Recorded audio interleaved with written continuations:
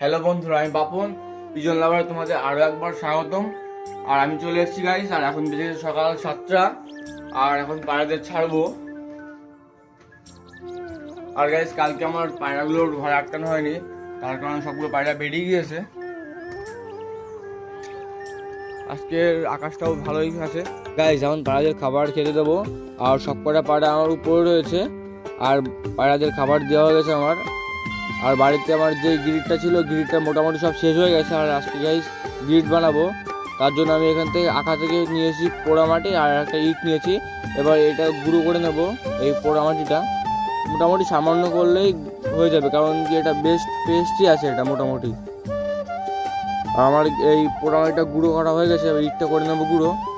আর এটা গুঁড়ো করলে গাইস বেশি পাউডার হয়ে যায়, ওর জন্য তোমরা যে কোনো চালন দিয়ে চেলে নেবে, তাহলে একদম ভালো মাপটা পাবে তোমরা, মানে সাইজটা ভালো হবে। এবার মোটামুটি এটা গুঁড়ো করছি, আমার এটা গুঁড়ো করা কমপ্লিট হয়ে গেছে। আর দেখো গ্রিডটা একদম রেডি ঘরোয়া পদ্ধতিতে, তোমাদের দেখাই। দেখো গ্রিডটা মোটামুটি তোমরা এই সাইজটা করলে ভালো হয়, এতে বেশি বড় করলে পায়রাদের কিছু সমস্যা হতে পারে। আর এর সাথে ডিমের খোসা আর লবণ অ্যাড করলে আমাদের ঘরোয়া পদ্ধতিতে গ্রিড তৈরি হয়ে যাবে। আজকে ভিডিওটা এই পর্যন্তই। ভিডিওটা ভালো হলে চ্যানেলটি সাবস্ক্রাইব করে দিও।